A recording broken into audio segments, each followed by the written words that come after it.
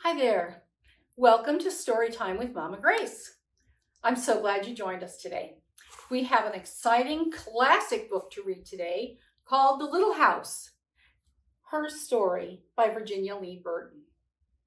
Virginia Lee Burton was born in 1909, and she lived in Massachusetts for much of her life.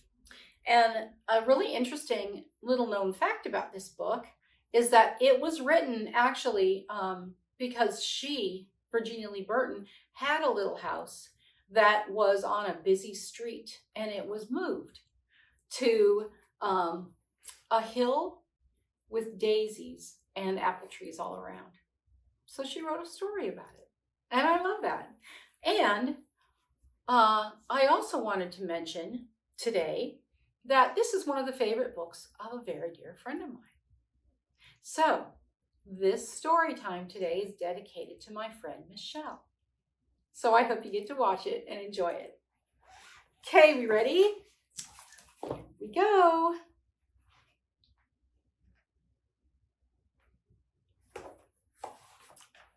The Little House. Once upon a time, there was a little house way out in the country. She was a pretty little house, and she was strong and well built. The man who built her so well said, "This little house shall never be sold for gold or silver, and she will live to see our great-great-grandchildren's great-great-grandchildren living in her."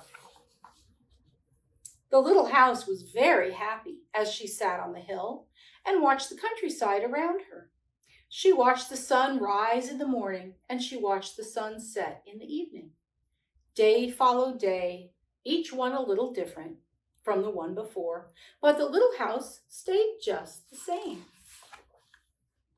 In the nights, she watched the moon grow from a thin new moon to a full moon, then back again to a thin old moon. And when there was no moon, she watched the stars. Way off in the distance, she could see the lights of the city. The little house was curious about the city and wondered what it would be like to live there. Time passed quickly for the little house as she watched the countryside slowly change with the seasons. In the spring, when the days grew longer and the sun warmer, she waited for the first robin to return from the south. She watched the grass turn green. She watched the buds on the trees swell and the apple trees burst into blossom. She watched the children playing in the brook.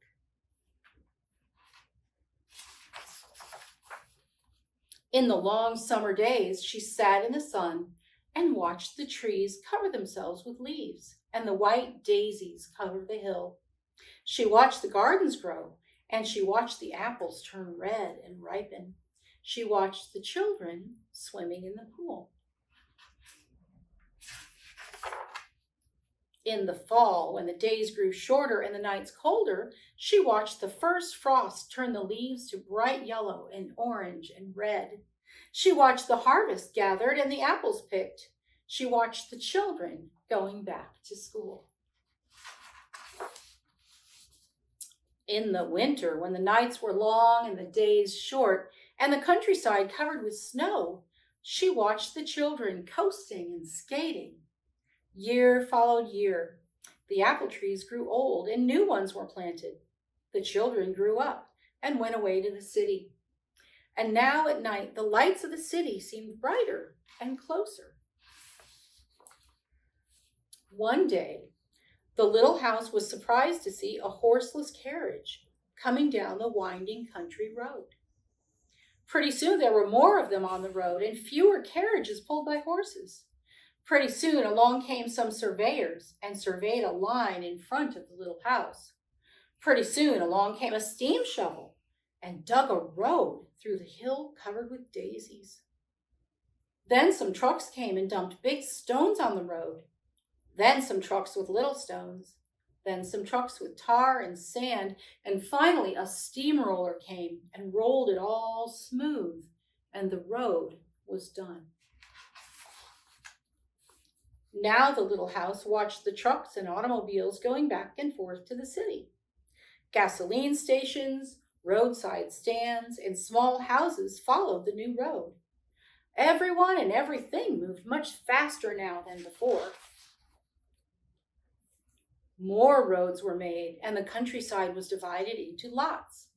More houses and bigger houses, apartment houses and tenement houses, schools, stores, and garages spread all over the land and crowded around the little house. No one wanted to live in her and take care of her anymore.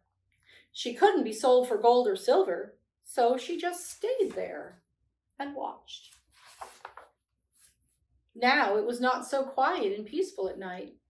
Now the lights of the city were bright and very close, and the street lights shone all night.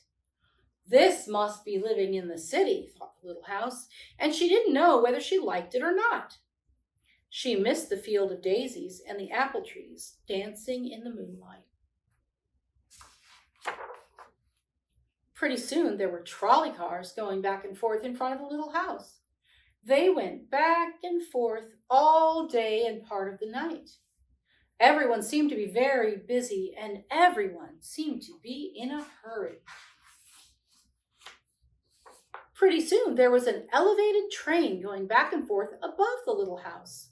The air was filled with dust and smoke, and the noise was so loud that it shook the little house. Now she couldn't tell when spring came, or summer, or fall, or winter. It all seemed about the same. Pretty soon there was a subway going back and forth underneath the little house. She couldn't see it, but she could feel and hear it. People were moving faster and faster. No one noticed the little house anymore. They hurried by without a glance. Pretty soon they tore down the apartment houses and tenement houses around the little house and started digging big cellars, one on each side. The steam shovels dug down 3 stories on one side and 4 stories on the other side, and pretty soon they started building up. They built up 25 stories on one side and 35 stories on the other. Now the little house only saw the sun at noon and didn't see the moon or stars at night at all because the lights of the city were too bright. She didn't like living in the city. At night she used to dream of the country and the field of daisies and the apple trees dancing in the moonlight. The little house was very sad and lonely. Her paint was cracked and dirty. Her windows were broken and her shutters hung crookedly. She looked shabby, though she was just as good a house as ever underneath.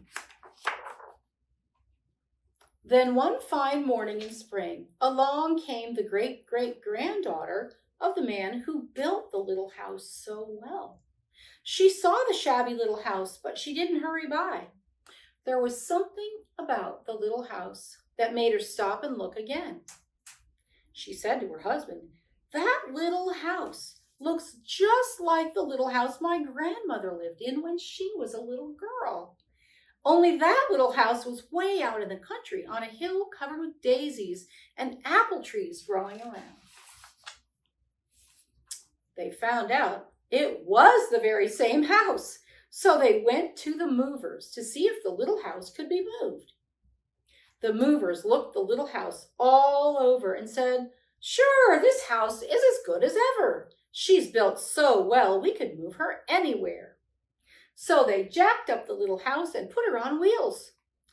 Traffic was held up for hours as they slowly moved her out of the city. At first, the little house was frightened, but after she got used to it, she rather liked it. They rolled along the big road, and they rolled along the little roads until they were way out in the country. When the little house saw the green grass and heard the birds singing, she didn't feel sad anymore.